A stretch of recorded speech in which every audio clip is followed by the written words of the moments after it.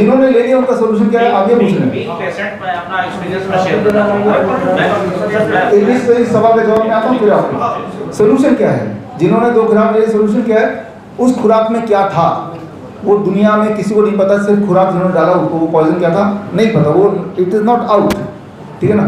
तो इसीलिए मैं ये सोल्यूशन दे सकता हूँ कि अपने बॉडी क्लॉक को ठीक कर लीजिए। पहली बात तो बॉडी क्लॉक बिगड़ा है कि नहीं ये कैसे पता चलेगा, वो पता चल सकता है आप सुबह 10 बजे ब्लड प्रेशर चेक कीजिए, रात को 10 बजे एग्जैक्ट ब्लड प्रेशर चेक कीजिए। सुबह वाला अगर ज़्यादा है रात वाला कम है, कम से कम 10 to 20% का डिफरेंस है, तो समझ लीजिए कि आप बिल्कुल ठीक हैं। अगर ये ब्लड प्रेशर दोनों का सेम है या उल्टा है, रात का ज़्यादा है, समझ लीजिए you are prone to heart attack, यानी कि आपका रिदम गड़बड़ हो चुका है। अब सुधारें कैसे, सुधारने का पहला नियम आज ही मैंने बताया, वो है जो time, eat with in the bracket of 8 hours. दूसरा नियम मैंने आज ही बताया कि धरती से कनेक्टिविटी मेंटेन करना दोबारा से। तो इस तरह से 7 नियम है जो हम हॉस्पिटल में करते हैं, जो नियम इंसान घर पे कर सकता है। तो इससे आप उम्मीद कर सकते हैं, और उसके बाद आप 15 दिन बाद दोबारा टेस्ट कीजिए ब्लड प्रेशर का जो डिफरेंस है।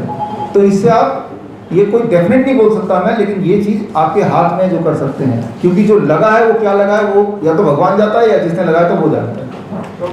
देश के प्रधानमंत्री ने सुई लगवाई है, इंजेक्शन, सॉरी हाँ एक मिनट भैया, देश के प्रधानमंत्री ने 2 इंजेक्शन लगवाए हैं, हो सकता है बूस्टर भी लगाया और मीडिया में नहीं आया, तो प्रधानमंत्री जी ने लगाया वो भी गलत लगाया क्या? जो आप बोल रहे हैं कि जरूरत नहीं थी और ये दवाई कुछ 300 करोड़ लोगों को लगाया दवा, तो सबको आप झुकला रहे हैं। देखिए, अगर ऐसा ही है तो आपको तो WHO में एडवाइजर होना चाहिए। धन्यवाद सर।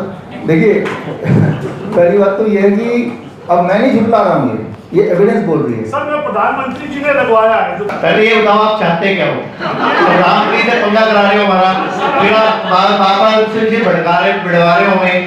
सर आप मतलब मुझे पता क्या लगता है कि आप हमारे घर में, जैसे घर में एक बंदा नहीं होता दुनिया में भी लड़ाई करता रहता है। देखो मेरे देश के प्रधानमंत्री हैं, बाबा जी हमारे लिए पूजनीय है, मैं इन दोनों सवालों का जवाब नहीं दूंगा, मैं अपना जवाब दे देता हूँ। आयुर्वेद कहता है सर्वेषाणाम रोगाणाम निदानं कुपितमला, मतलब दुनिया में कोई भी रोग हो उसका निदान कुपित मल को निकाल दो, मतलब बॉडी की गंदगी को निकाल दो, तो आप बड़े से बड़े रोग का निदान कर सकते हो। चाहे कैंसर हो, चाहे किडनी फेल हो, चाहे लीवर हो, कोई भी बीमारी हो, बॉडी की गंदगी निकालो, यानी कि टॉक्सिन्स निकालो। दूसरा एक श्लोक आता है आयुर्वेद में, शुद्धो देहा मनुष्य यस्य शरीरी वर्षतम, आज 100 वर्ष तक स्वस्थ जीने की कोई बात नहीं कर रहा है, तो आयुर्वेद कहता है शुद्धो देहा मनुष्य, देह को शुद्ध करते जाओ, 100 वर्ष तक स्वस्थ जियो। तो एक छोटा सा एग्जांपल है, डॉक्टर साहब ने बोला 8 घंटे के ब्रैकेट में खाओ और 16 घंटे खाली छोड़ दो बॉडी, तो 16 घंटे में बॉडी अपने आप ही अंदर के टॉक्सिन्स को, अंदर की गंदगी को खा जाएगी। प्लस आप हफ्ते में 1 दिन उपवास का अभियान चलाओ तो भी बॉडी सेट हो जाएगी। तो बॉडी को शुद्ध करते जाओ। जिस तरह जानवर जब बीमार पड़ते हैं, जंगल में जानवर बीमार पड़ते हैं, आपके घर में भी जानवर आप पालते हो, 2 से 3 दिन के लिए खाना छोड़ देते हो, लेकिन इंसान क्या करता है, बीमार पड़ता है खिचड़ी ढूंढता है दही डाल के, फिर दूध का गिलास रस डुबो के, अच्छा पीली दाल खा लो, ये खा लो, वो खा लो, जरा सा खा लो, मेरी कसम लगे खा लो, अरे मेरा मुंह कोड़ा नहीं खाना, नहीं मैं हलवा बना देती हूँ खा लो, अरे भाई हिंदुस्तान में खा लो खा लो खा लो। हम कह रहे व्रत रखो, उपवास करो, बॉडी की क्लीनिंग करो, स्वस्थ हो जाओ। तो सर आप किसी से बड़ी लड़ाइयां ना कराओ। हमारे देश के वो सर्वप्रथम नागरिक राष्ट्रपति हैं, दूसरे नंबर पे प्रधानमंत्री हैं। मैं सिर्फ ये बोल रहा हूँ मेडिकल माफिया जो है ये अंग्रेजों द्वारा संचालित है। मैं आप लोगों से एक सवाल पूछ रहा हूँ आज, 1 मिनट सर बस। 250 साल अंग्रेजों ने भारत में राज किया। मैं कहता हूँ जिस दिन अंग्रेज भारत में आए उसके 35 साल बाद भारत में अंग्रेजों ने राज शुरू कर दिया। उससे पहले दुनिया की कोई रिसर्च दिखाओ, कोई नोबेल प्राइज दिखाओ। सारी रिसर्च जब भारत पे राज चल रहा था तभी क्यों आई, तभी एलोपैथी का जन्म क्यों हुआ, क्योंकि भारत से ही सब कुछ चुराया गया है। भारत के ही सुश्रुत संहिता को चुराकर आपने पूरी सर्जरी डेवलप करी है। भारत के ग्रंथों से किताब निकालकर आपने हवाई जहाज उड़ाया है। भारत से ग्रंथों से निकाल के आपने टेलीफोन का आविष्कार किया है। आप सब लोगों ने तो भारत को लूटा है और आज उन्हीं अंग्रेजों के कानून इस देश में चल रहे हैं। मैं चैलेंज कर रहा हूं, जिस दिन अंग्रेजों का राज शुरू हुआ उससे पहले दुनिया में साइंस दिखा दो। साइंस शब्द भी है। एक बात बताओ, लोग बोलते हैं उन्होंने टेलीफोन का आविष्कार किया, तो भारत में दूरसंचार शब्द कहां से आया? दूरसंचार शब्द हमारी डिक्शनरी में है, संस्कृत में है, कहां से आया? अगर हमारे पास टेलीफोन की विद्या नहीं थी उन्होंने बोला हवाई जहाज, हमारे यहाँ विमान शब्द है, रावण के टाइम से विमान शब्द है। तो विमान का मतलब क्या होता है? उड़ने वाला यंत्र, उड़ने वाला जहाज। महाभारत में संजय का था। हाँ, महाभारत में संजय ने अपनी आंखों से पूरी महाभारत सुनाई। आज हम कैमरा देख रहे हैं, तो सारा कुछ भारत से है। आज दुख किस बात का है कि भारत में अंग्रेजों के बनाए कानून चल रहे हैं, उसी वजह से हम लोगों को प्रॉब्लम आ रही है। आप जो सवाल पूछते हो ना, हम सारे जवाब दे सकते हैं। प्रॉब्लम क्या आएगी?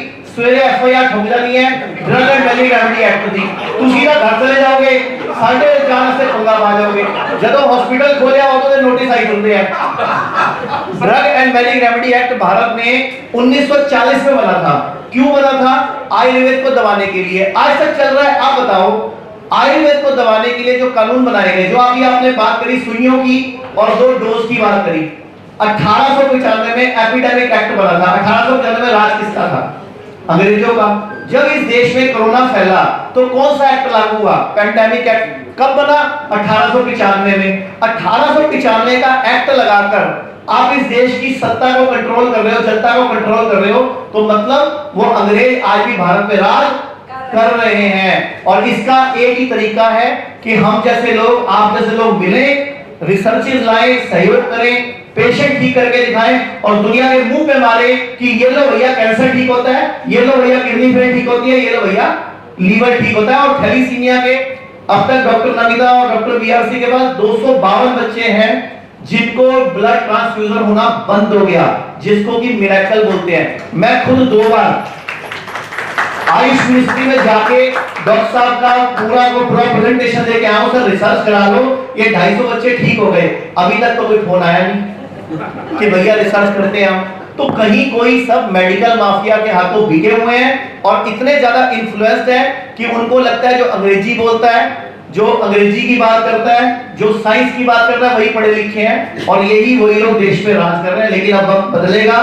जिस तरह पिछले कुछ टाइम से आयुर्वेद की, नेचुरोपैथी की लड़ाई लड़ रहे हैं, आगे भी लड़ते रहेंगे। लेकिन आप सब मीडिया का, आप सब भाइयों का सहयोग चाहिए।